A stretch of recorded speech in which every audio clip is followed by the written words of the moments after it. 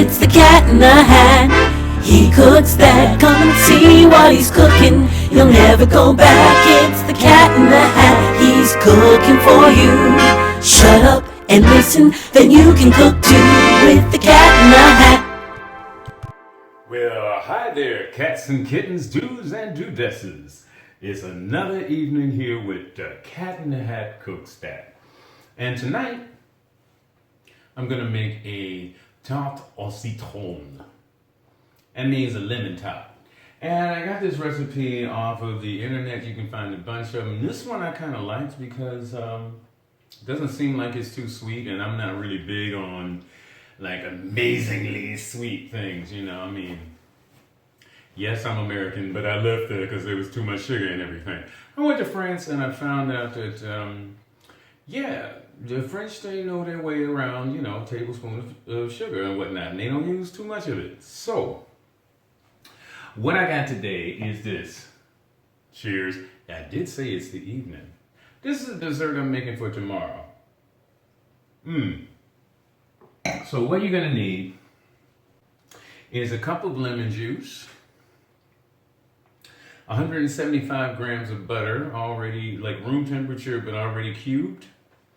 Then you're gonna need some lemon zest, some lovely lemon zest that I zested from. I zested from 2 lemons.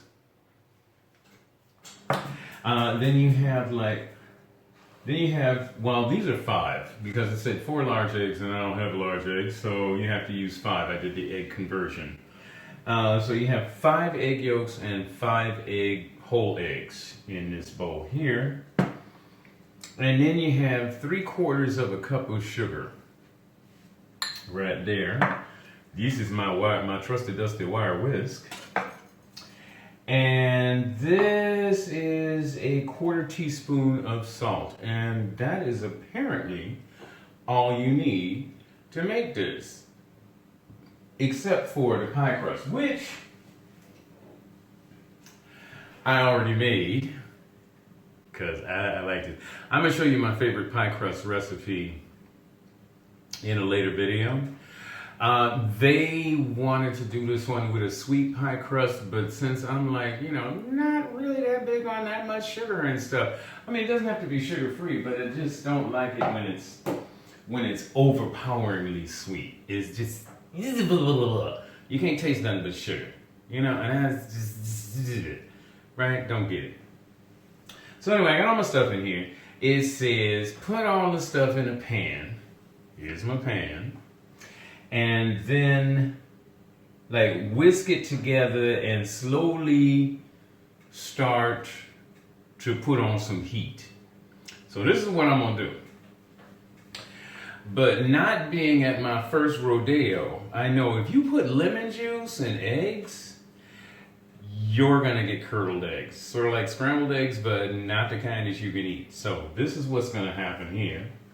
I'm gonna take my wire whisk, right?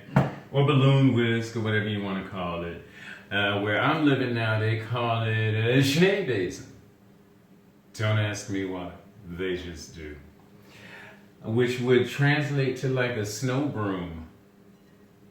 Go figure. Different strokes for different folks. So I'm gonna beat all this up,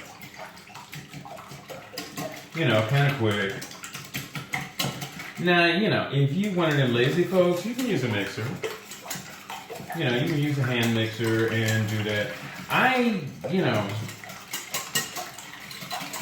don't know if I'm looking at catastrophes or whatnot, but I figure like, if there's no electricity and the grid falls out or whatever, or we're living in a dystopian apocalyptic world, I got a snake bait. I got a wire whisk and I can, you know, I can whip it up. I am not out of practice, you know. So I kind of find that pretty good and a pretty cool thing. So what I'm gonna do in order to keep from getting my eggs scrambled when I put in the lemon juice is I'm gonna put in the sugar first, because I'm hoping that if I put all the sugar in here, it will somehow stabilize my egg yolks and keep them from completely really scrambling when I put in this entire cup of lemon juice. You know, now this is gonna thicken up to a custard anyway. So there goes, like, you know, the lemon zest from 2 lemons that I zested. Now, you know, you can go buy one of these long lemon zesters. I think I have one around here somewhere. But actually, you know, you can also do it on this. I mean, it works. It's great, you know. And, you know, you got it sitting up there, so you might as well. I like multi-purpose tools. I'm not too big on, you know, just like single-use gadgets. You know, it's just not my thing.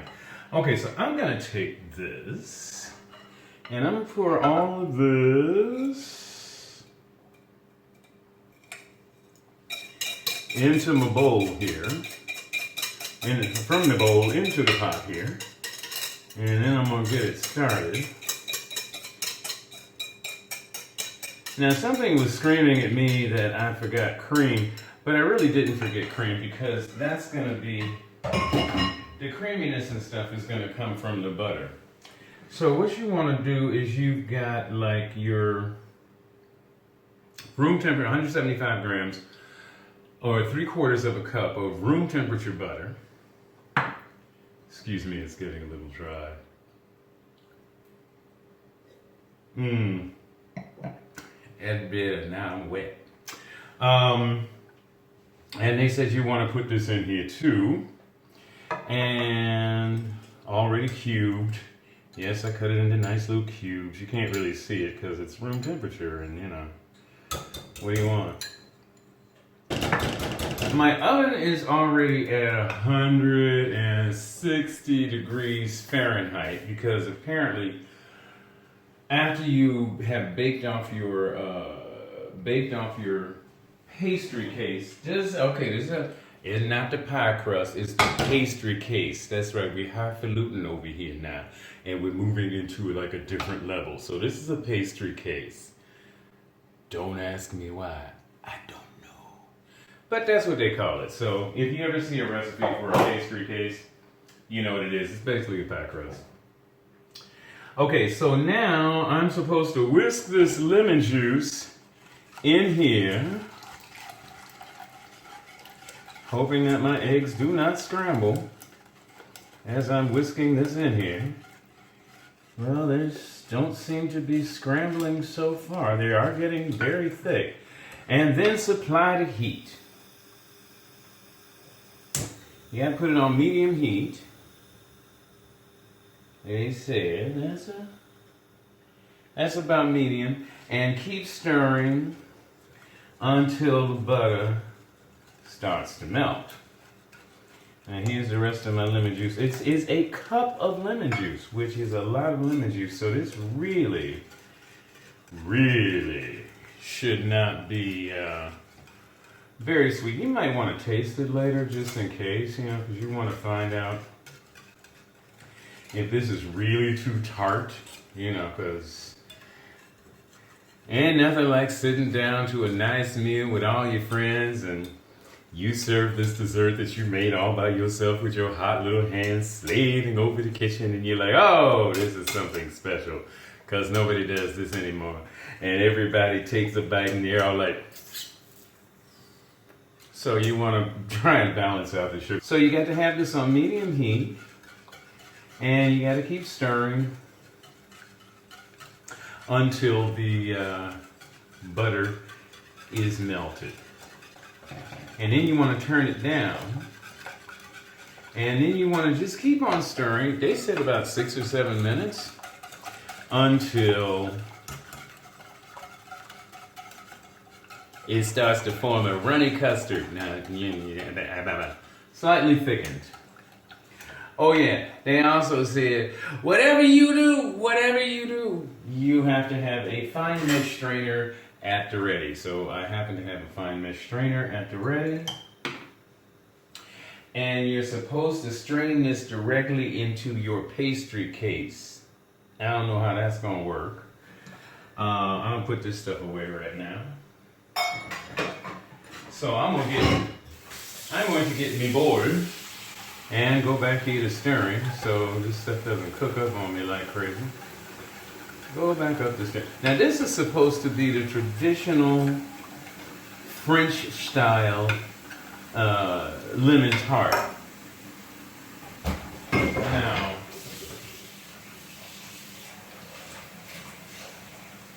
anybody who grew up in America and had a grandmother knows that there is the American style lemon tart, and that's with Eagle brand condensed milk and some lemons and some eggs. And I'm not doing that one this time because this one I get to control the sugar a little bit better, and I kind of like being able to go like, nah, I don't want to have it. Oh, well, heavens to mercy, this will happen sometimes. I forgot to put in my 1/4 teaspoon of salt, which I have spilled all over the counter now. Let me find a knife. Let me find a knife. Yeah. It's my trusty dusty paring knife. That'll do just fine. And get the rest of this salt in here, which I... Now you're like, why don't I just get some more salt? Well, I'll tell you why I don't get some more salt and just throw it in there like that. It's because, first of all, I hate to waste anything. Okay, salt is not a big deal. I understand that. But I generally tend to only use sea salt. And since I only tend to use sea salt, that means I have to grind it up by hand. So, anyway, you can see me stirring this back and forth. Okay, the butter has melted. I don't want this to boil, so I'm going to turn it down and keep stirring until it gets to a kind of thickened custard consistency, as they like to say. I will know that right now it's kind of like water, but I'm still stirring, and it's looking pretty good. It doesn't look like my eggs have scrambled at all. Now I got this bowl here because I'm not sure if I'm going to be lifting this pot to pour it directly into the tart. That's what they said, but yeah, I mean, you have to know what you're capable of and what you can do. I'm turning this up a little bit. It seems to be getting a little cool. So they said stir this for about 6 or 7 minutes, which seems like a long time, but you know, what else you gonna do? You home. You work from home right now. You know, so what are you gonna do? So you want to get it to like a thin custard. And then after you pour it into your pie shell, then you're going to bake it for another 5 minutes in the oven that is preheated to 160 degrees Celsius. Would be probably be like, I don't know, 160 degrees is right now. Oh, this is looking nice. This is really looking nice, and it's also starting to thicken up. I don't know if you can see that, but it is. It looks really good. So see, what I'm doing is whoa. I mean, a change has come. It just turned into a slightly thickened custard. So I would say, according to them, what they said, before it gets too thick, that seems pretty good. That now it's time to take it out and strain it. I guess I have to do this rather quickly and strain it through.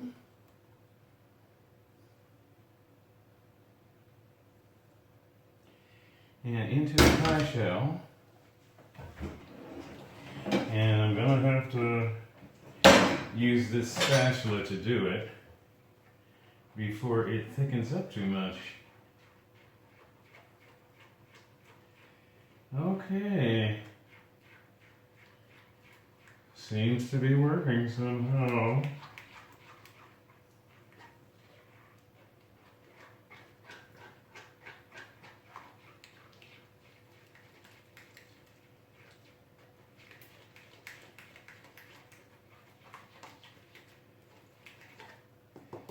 Okay, hold on, let me get the rest of this out of here because I don't want to waste none of it. I mean, that's an awful lot of stuff in here. And you want to make sure that you're having it. Boy, it really smells good. It's buttery. It smells buttery and lemony and all kinds of going on. Now, I did not make... The original recipe calls for a sweet pastry case, which means there's sugar in the crust. And I don't know if I'm big on that or not, so I didn't do that, but like... I'm like this, if push comes to shove, I can do a nice design, do like a cutout, and then I can just do that cutout, put a cutout on top of it, and then throw powdered sugar on top of that to bump up the sweetness if it definitely needs that, you know? So that's my thing. All right, this has gotten really kind of thick, and I'm trying to pass this through this sieve and get as much out as I can.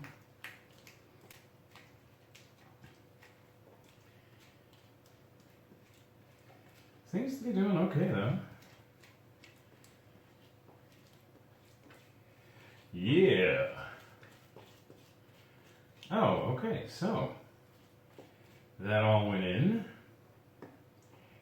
We're very happy with it. This actually looks really pretty good. I'm rather impressed with this recipe, I have to say. Now I'm going to give you a link to where I got this recipe, and then you can follow the exact recipe. But I mean, it's pretty much like I told you, you know. Gave you the ingredients at the top, you watch me do this. I had just all measured it out before because it just takes less time and you don't have to stand around watching me measure stuff, which is really kind of boring. And not what it's about. Okay. So there's a little bit left in here.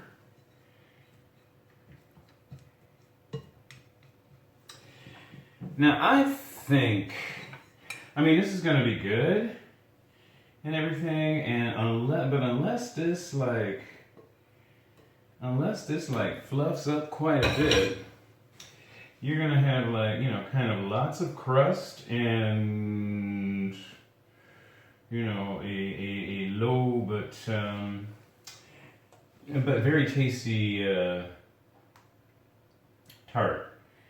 But that might work too. That might work too. I mean, you know, by the time you get through decorating and putting stuff on here. Now see, this is only halfway. Oh, that's very nice. I highly recommend this. I really do. I highly recommend this. This is great. Now, you're supposed to bake this for about 5 minutes in your preheated oven.